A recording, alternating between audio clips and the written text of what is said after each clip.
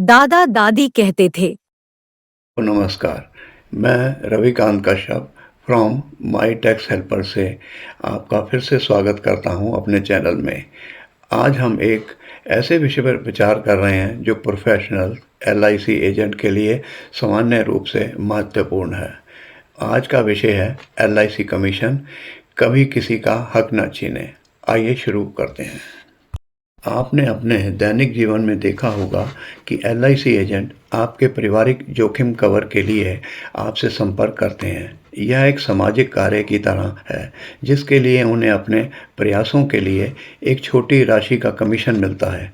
Commission उनकी आय है जिसे वह अपने परिवार का भरण पोषण करने के लिए कमाते हैं, लेकिन यह हमारा लालच है कि हम यह नहीं देखना चाहते कि वह इस सामाजिक कार्य में कुछ कमाएं जो हमारे परिवार के भविष्य की सुरक्षा के लिए कर रहे हैं। मैं आपको एक सच्ची घटना बताना चाहता हूं जो मेरे सामने घटित हुई है और मैं सचमुच इसे आपके साथ शेयर करने के लिए अपने आप को कंट्रोल नहीं कर सका। मैं अपने क्लाइंट के साथ बैठा था और उसकी फर्म के लिए कुछ टैक्स प्लानिंग पर चर्चा कर रहा था। कुछ ही देर बाद एक युवक उनकी दुकान में दाखिल हुआ और उसने मुझे उससे मिलवाया। युवक एलआईसी एजेंट था। उसकी चर्चा से मुझे पता चला कि यह उसका चौथा विजिट था। आज उन्होंने अपने एलआईसी प्लान की अंतिम रूप देने के लिए उन्हें बुलाया था। मेरे क्लाइंट श्री सलूजा और उनकी पत्नी उनसे चर्चा करने के लिए बैठे थे। उन्होंने बताया कि आज संयोग से हमारे फाइनेंशियल एडवाइज़र भी हमारे साथ हैं। श्री सलूजा चुप थे। उनकी पत्नी श्री कुमार एलआईसी एजेंट से चर्चा कर रही थी। श्रीमती सलूजा कह रही थी कि हमारे पास बहुत सारी एलआईसी पॉलिसियाँ थी और हमने उन्हें अपने एजेंट सरदार बलबीर सिंह जी से खरीदी थी। वह बहुत अच्छे और हेल्पफुल इंसान हैं, लेकिन 2 साल पहले मेरे पति बुरी तरह से बीमार हो गए। मुझे उनके इलाज पर इतनी रकम खर्च करनी पड़ी कि मेरी सारी पॉलिसियाँ मुझे सरेंडर करनी पड़ गईं। पूजा उनको बतला रही थी, ये पॉलिसियाँ हमने अपने बेटे के एमबीए स्टडी के लिए खरीदी थी, लेकिन दुर्भाग्य से इसका उपयोग उसकी स्टडी के लिए नहीं हो सका। हम उसके लिए बड़े शर्मिंदा हुए, लेकिन अब मैं अपने पोते की हर स्टडी के लिए खरीद रही हूँ और मुझे आशा है कि ये उसकी स्टडीज़ के लिए बहुत ही ज़्यादा हेल्पफुल होगी। आप इतने समय से आ रहे हैं, अब मैंने आपसे एक पॉलिसी खरीदने का फैसला कर ही लिया है। वे एलआईसी की योजना के बारे में चर्चा कर रहे थे। मैं उनकी चर्चाओं को करीबी से सुन रहा था।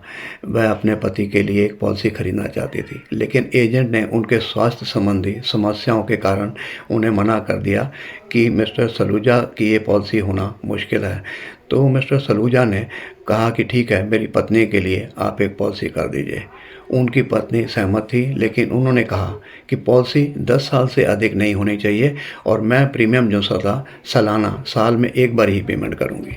देख रहा था श्री कुमार की चेहरे के ऊपर खुशी की लहर दौड़ पड़ी। वो खुश हो गए और उन्होंने प्रीमियम कैलकुलेट करना शुरू कर दिया और उन्हें बताया कि आपका टोटल प्रीमियम जो था ईयरली प्रीमियम 40,000 40,000 रुपये सालाना के हिसाब से बनेगा।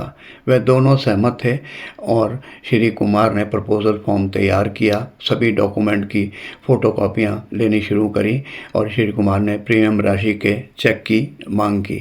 श्रीमती सलूजा ने चेक कल लेने को कहा और अपने प्रीमियम राशि के बराबर नकद देने को कहा। श्री कुमार यह जानकर आश्चर्य हो गए और उन्होंने कहा, कमीशन के लिए मैं पूरा आपको 40,000 जो सा था एनुअल जो सा आपको मैं कैश दूं? हाँ जी। तो वो सुन के बड़ा हैरान हो गया। श्री कुमार ने बताया कि यह कैसे संभव हो सकता है, क्योंकि मुझे पहले साल में 3,000 रुपये कमीशन मिलेगी और ये कमीशन इसलिए कम है क्योंकि ये 10 साल की पॉलिसी है और मैं आपको 40,000 रुपया कैसे दे सकता हूँ। मिसेस सलूजा ने उसको टोका और कहा कि ऐसा है जी, हमारे जो पुराने एलआईसी एजेंट जो से थे, हमारे सरदार जी जो से आया करते थे, वो तो हमें पूरी का पूरी कमीशन जो सी थी, जो फर्स्ट टाइम होती थी, सारी हमें दे जाते थे। श्री कुमार ने मैम से कहा, मुझे जो मिलेगा मैं उसका पूरा कमीशन 3,000 रुपये आपको दे दूंगा। इससे ज़्यादा मैं आपको क्या दूं?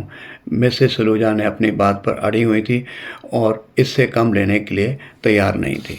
मैं बड़ी हैरानी से उन्हें देख रहा था कि कैसे वे LIC एजेंट की सारी आय प्राप्त करने को तैयार हैं। मैं सोच रहा था कि ये किस तरह के लोग हैं। श्री कुमार भी बड़े आश्चर्य से उनकी तरफ 2-3 बारी उन्होंने देखा कि शायद कुछ वो मान जाएं, लेकिन वो लेडी ने जो सा वो मिसेस सलूजा ने कोई परवाह नहीं करी और चुप होके एक साइड पे मुंह करके खड़ी हो गई।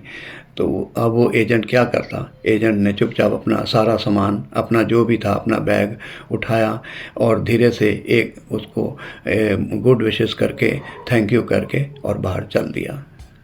लेकिन ये सब कुछ देख के मुझे बहुत बुरा लगा। मैंने उनसे कहा कि उन्हें जितना कमीशन मिलता है उससे ज़्यादा कमीशन की मांग नहीं करनी चाहिए थी।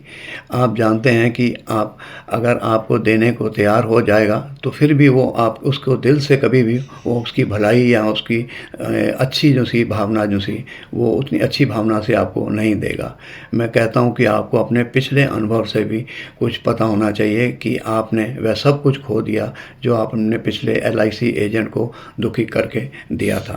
सब कुछ मेरे सामने जो घटित हुआ मेरे को देख के बड़ा बुरा लगा।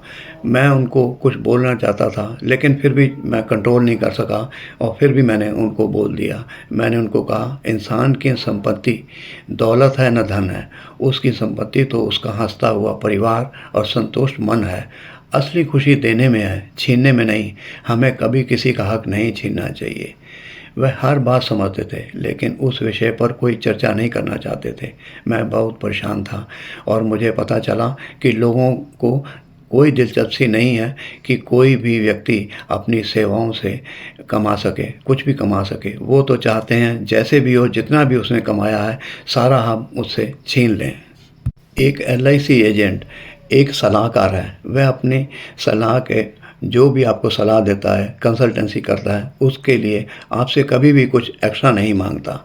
जबकि जो और प्रोफेशनल्स हैं, मान लीजिए आप डॉक्टर के पास जाते हैं, किसी वकील के पास जाते हैं या किसी अपने फाइनेंशियल एडवाइज़र के पास जाते हैं, वो जो भी आपसे चार्ज करते हैं, कभी आपने कोशिश करी है कि उनसे कहो कि जी मैं आपको इतना दे रही हूँ, 10,000 दे रही हूँ या आपको 50,000 दे रही हूँ, इसमें से मेरी इतनी कमीशन है, मेरे को इतना शेयर है इसमें? कभी आपने कहा कभी ऐसा? मेरे विचार से यदि आप धोखा देकर कमाते हैं तो आपको भुगतान दूसरे तरीके से करना पड़ता है। यह प्रकृति का नियम है जिसे हम हमेशा भूल जाते हैं।